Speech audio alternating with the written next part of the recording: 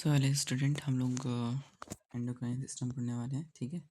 सो endocrine system में हम लोग कुछ चीज़ें पढ़ेंगे। देखो, एक्चुअल में 2 टाइप्स के सिस्टम होते हैं। एक होता है एंडोक्राइन सिस्टम और एक होता है एक्सोक्राइन सिस्टम। आपके सिलेबस में सिर्फ एंडोक्राइन सिस्टम है, तो हम लोग उसी को पढ़ेंगे।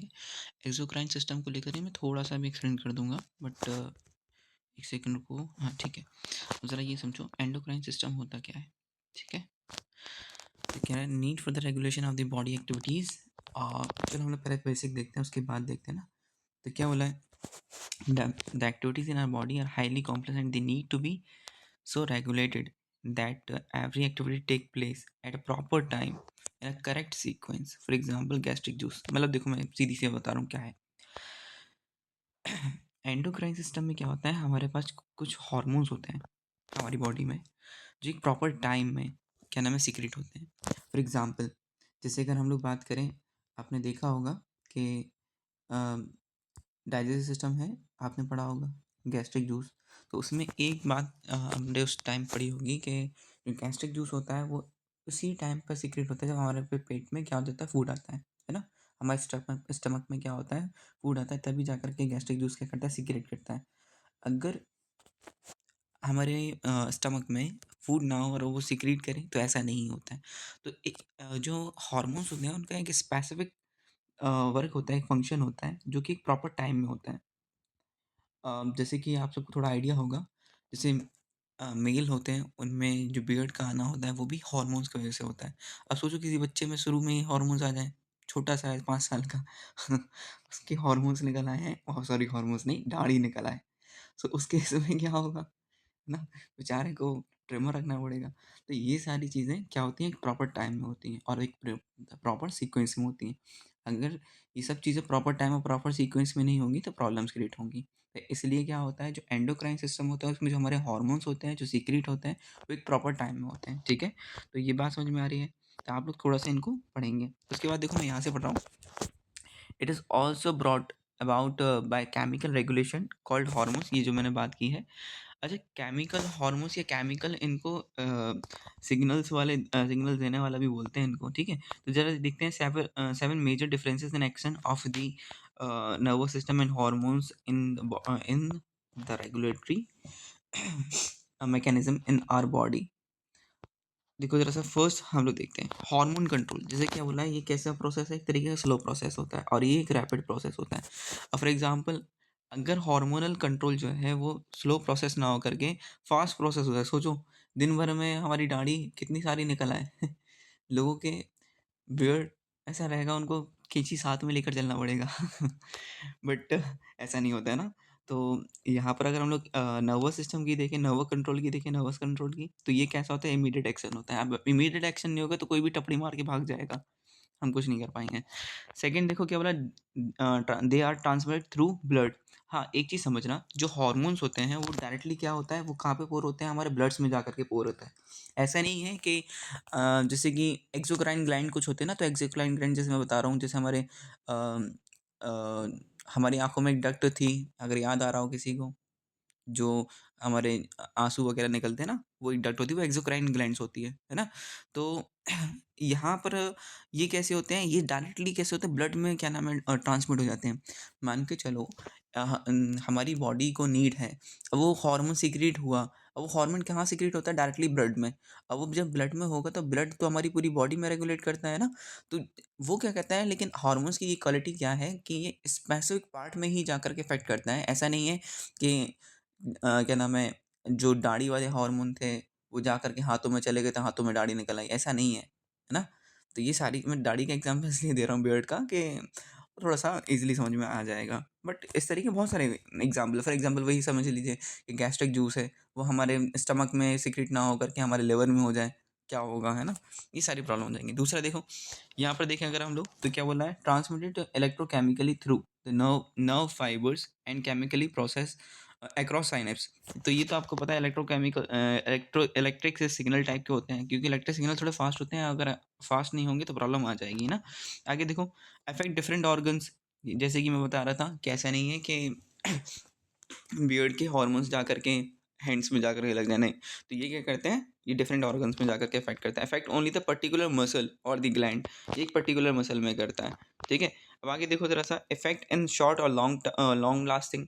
ये शॉर्ट और लॉन्ग लास्टिंग दोनों तरीके से इफेक्ट करता है। वाइल अगर हम लोग इनकी बात करें तो ये कहता है शॉर्ट टर्म होता है, मतलब बहुत, बस जो हमने करा बस हो गया, ऐसा वाला होता है। एक second, sorry. Can affect growth, ये हमारी ग्रोथ को इफेक्ट करता है। फॉर एग्जांपल हमारी हेल्थ का, हमारे हाइट का, है ना, ये सारी चीज़ें अफेक्ट कौन करता है? एंडोक्राइन सिस्टम, ठीक है। और ये क्या कहते हैं? Can not affect our growth, ये हमारे ग्रोथ में क्या हेल्प करेगा? ये तो सिर्फ रिफ्लेक्शन करवाता है हमसे, है ना। आगे देखो, can bring about specific chemical change and regulates metabolism, ये क्या करवाता है? हमारे मेटाबॉलिज्म को रेगुलेट करवा रहा होता है। आगे देखें, does not influence chemically change and can not regulate metabolism, ये हमारे मेटाबॉलिज्म को रेगुलेट नहीं कराता है। Can not be modified by learning from previous actions. अब देखो, मैं पहले सेवेंथ वाला ही नर्वस सिस्टम को समझा रहा हूँ। क्या बोला है? Can be modified to some extent by learning from the previous action. जैसे कि आप लोग को जब नर्वस सिस्टम उस टाइम पढ़ा रहे थे, बता रहे थे कि ऐसा नहीं है कि हम बॉल को कैच कर रहे हैं, एक बार नहीं होगी, दो बार नहीं होगी, बट अगर हम लोग उसकी प्रैक्टिस कर लें तो वो क्या कर सकती है? हमको वो हम कैच आगे कर सकते हैं। तो यही बात है, ये हम लोग मॉडिफाइड कर सकते हैं, ये हमारी विल पर डिपेंड करेगा, है ना। यानी ये हमारी प्रैक्टिस पर डिपेंड करेगा। बट यहाँ पर प्रैक्टिस वगैरह से कोई मतलब नहीं है। आपने देखा होगा बहुत सारे ऐसे लोग होते हैं जिनका हाइट नहीं होता है बहुत ज़्यादा, है ना, कहीं ना कहीं उनमें ये प्रॉब्लम होता है। एक जैसे एक मेरे ही दोस्त हैं, मतलब काफ़ी बड़े हैं मुझसे, बट उनका बियर्ड है ही नहीं है, उनका बियर्ड ही नहीं है। तो कहीं न कहीं उनके क्या नाम है, बॉडी में टेस्टोस्टेरोन हार्मोन रिलीज़ नहीं हुए होंगे, तो कहीं न ये प्रॉब्लम होती है ना। टेस्टोस्टेरोन हार्मोन एक मेल हार्मोन होता है, वो अभी कभी आगे पढ़ाएँगे आपको, ठीक है। अब ज़रा सा यहाँ पे देखो, hormone are secretion from a specific cell or glands in the body and are carried all parts by the blood, but their effect is produced in one or more specific parts। Easily समझ में आ जाएगा। आगे देखो, most hormones are secreted by specific gland, वो glands को हम लोग क्या बोलते हैं? एंडोक्राइन ग्लैंड बोलते हैं, okay. Meaning secret internally also called ductless gland. अच्छा देखो, एक चीज़ समझना, जैसे कि हम लोग एंडोक्राइन ग्लैंड को क्या बोलते हैं? डक्टलेस ग्लैंड बोलते हैं। वाइल अगर हम लोग एक्सोक्राइन ग्लैंड को बोलते हैं, उसको डक्ट ग्लैंड बोलते हैं। थोड़ा-सा इसको अपनी नोटबुक में नोट करना, मैं कुछ पॉइंट्स बता रहा हूँ। जैसे कि हम लोग बात कर रहे हैं एंडोक्राइन ग्लैंड की ना, तो एंडोक्राइन ग्लैंड तो डक्टलेस हो जाता है, और एक्सोक्राइन ग्लैंड होता है, वो डक्ट ग्लैंड होता है, ठीक है। दूसरी बात क्या होती है? एक्सोक्राइन जो ग्लैंड होता है वो एंजाइम सीक्रेट करता है, ठीक है। क्या सीक्रेट करता है? एंजाइम सीक्रेट करता है। और एंडोक्राइन ग्लैंड क्या सीक्रेट करता है? हार्मोन सीक्रेट करता है। ये थोड़े से डिफरेंस है, आप लोग दिमाग में रख लेना। वैसे सिलेबस में नहीं है, बट हल्का फुल्का आइडिया होना चाहिए। आगे देखो, एक सेकेंड, हाँ, secrete also called ductile glands because their secretion are produced directly into blood and not through any specific duct. Certain hormones are also produced from some such gland or body part with otherwise have a different primary function, और example stomach duodenum, ये आपको पता होगा। जैसे कि हमारी body में भी कुछ, हमारे माउथ में भी बहुत सारे ग्लैंड्स होते हैं, है ना। आपने देखा होगा, जैसे अमाइलेज एक तरीके का हार्मोन ही बोल सकते हैं, एक एसिड होता है, वो सीक्रेट होता है, वो स्टिमुलेट हुआ होगा पहले। अगर वो अमाइलेज सीक्रेट नहीं होगा तो हमारा जो सलाइवा है वो निकलेगा नहीं, ये प्रॉब्लम्स होते हैं ना, तो इनको समझना है। Endocrine system consist of several glands cell which being about overall common function of chemical coordination in the body. Almost all endocrine glands act in coordinate manner. They activate each other and work as a system of organ called endocrine system. A system is defined as a group of organ performing an overall common function। ठीक है, सबका ही अपना अपना एक function है। देखो आगे जरा से, जनरल प्रॉपर्टीज की बात करते हैं। Hormones are secreted their source directly into blood. Hormone जो भी है, जैसा भी हार्मोन है, वो अपने पास से तो सीक्रेट हो जाएगा, बट होगा कहाँ पर? ब्लड में होगा, और ब्लड में जा करके पूरी बॉडी में रेगुलेट करेगा। पूरी बॉडी का मतलब जहाँ जहाँ पे उस हार्मोन का नीड है, ठीक है। आगे देखो, they regulate the physiological process by chemical means they affect the enzyme system of the body. ये हमारे बॉडी के एंजाइम सिस्टम को अफेक्ट करेगा। और ये क्या, एक केमिकल मीन का मतलब वही चीज़ है, ये केमिकली ट्रांसमिट होता है ना। They act on target organs, ये बात आपको पता है, हटाओ इसको। Hormone produce in one species usually show similar influence in other species. मतलब ऐसा नहीं है कि जो हार्मोन्स है वो हमारे अंदर बियर्ड के लिए ये वर्क कर रहा है, किसी और के अंदर और कुछ वर्क करेगा नहीं, ये सिमिलर फंक्शन शो करता है दूसरी स्पीसीज के अंदर भी। ओके, आगे देखो जरा सा, they are produce in very small quantity and are biologically very active. ठीक है, तो याद रखना ये जो क्या नाम है हमारे हॉर्मोन्स हैं, ये थोड़े ही अमाउंट में चाहिए होते हैं।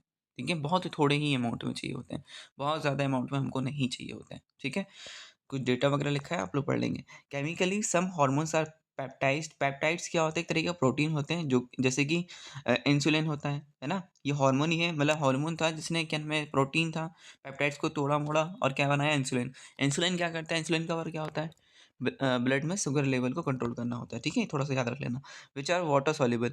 ये कैसा होता है? वाटर सॉल्युबल होता है। एमाइंस क्या होता है? ये अमीनो एसिड होता है, जो कि हमारे एडेनाइन पर होता है, आपने पढ़ा होगा, है ना? अभी हम लोग ने आई थिंक 11th चैप्टर में पढ़ा था। Again water soluble and some are steroid derived from cholesterol such as testosterone which are lipid soluble। ये याद रखना, पेप्टाइड्स एंड एमाइंस कैसे होते हैं? ये वाटर soluble होते हैं, और जो स्टेरॉइड होता है खास करके टेस्टोस्टेरोन, वो कैसा होता है? लिपिड soluble होता है। एक बात और, टेस्टोस्टेरोन हार्मोन जो होता है वो सिर्फ और सिर्फ मेल की बॉडी में बनता है, फीमेल्स की बॉडी में नहीं बनता है। अगर आपको किसी को ओलंपिक का थोड़ा बहुत आइडिया हो, अभी बीच में हुआ था एक कहीं की एक फीमेल फाइटर थी, बट उसके अंदर क्या नाम है बायोलॉजिकली कुछ प्रॉब्लम्स थे, तो उसके अंदर क्या नाम है टेस्टोस्टेरोन हार्मोन थे। तो टेस्टोस्टेरोन हार्मोन जब होते हैं तो मेल की कैरेक्टरिस्टिक आ जाती हैं, मतलब पावर लाइक मसल्स बिल्डिंग, है ना? ये सारी चीज़ें काफ़ी ज़्यादा हो जाती हैं, तो जिसके चलते उसने मुझे नहीं पता है नॉर्वे की कोई फाइटर थी क्या था, उसमें उसने 2-4 पंच मारे और वो जा कर के बैठ गई, क्योंकि जिसने मारे वो एक तरीके का मेल था, समझिए, समझ रहे हो? तो अगर टेस्टोस्टेरोन हार्मोन है तो उस बंदे के अंदर क्या होगा? मेल की कैरेक्टरिस्टिक होगा, इसलिए मतलब एक ही आध केस होगा जहाँ पे फीमेल में होगा, तो वो कहीं न कहीं एक बायोलॉजिकली प्रॉब्लम है, बाकी नहीं तो सिर्फ़ क्या होता है? मेल में ही होता है। आगे देखो, देयर एक्सेस और deficiency both may lead to serious consequences. ठीक है? याद रखिएगा, हाइपर सिक्रीशन हो जाए या हाइपो सिक्रीशन हो जाए तो प्रॉब्लम हो जाती है। मतलब जैसे कि मैंने एक अभी एग्ज़ाम्पल दिया था कि एक मेरे भाई हैं, मतलब एक दोस्त है मेरे, उनके बियर्ड ही नहीं आ रहा है, तो आई थिंक उनके में हाइपो सिक्रीशन होगा। कुछ ऐसे लोग होते हैं जो एकदम सॉरी कुछ ऐसे लोग होते हैं जो एकदम से बौने टाइप के हो जाते हैं, है ना? वो हाइपो सिक्रीशन होगा। कुछ ऐसे होते हैं जिनमें ज़्यादा हो जाता है, वो एकदम बहुत ज़्यादा लंबे खिंच जाते हैं, है ना? तो ये प्रॉब्लम्स हैं। तो इसमें एक हमें पर्टिकुलर अमाउंट में ही चाहिए है, ना हमको ज़्यादा चाहिए ना कम चाहिए। आगे देखो, hormones are not stored in body and are excreted from the system. ठीक है? याद रखना, हार्मोन्स हम लोग स्टोर नहीं होते हमारे बॉडी में, ये एक्सक्रीट आउट हो जाते हैं। आगे देखो, हार्मोन इज़ अ सीक्रेशन, ये डेफिनिशन है, ज़रूर से लर्न करेंगे आप लोग। Hormone is a secretion from some glandular part of the body which is poured into blood and which acts on target organ or cell of the same individual, bringing about coordinate between distinct part of the body. तो आप लोग बहुत आराम से इसको एक बार मेरे इस पढ़ाने के बाद आप लोग एक बार रिवीजन करेंगे इसका, बुक से बहुत अच्छे से रिवीजन करेंगे, पुराना पीडीएफ है। अभी हम लोग थोड़ी देर में एंडोक्राइन ग्लैंड करेंगे। अभी सुबह के बज रहे हैं 4 और आपको पढ़ा रहा हूँ, मज़ा आता है ना? अरे मुझे नहीं आता है, अरे आता है।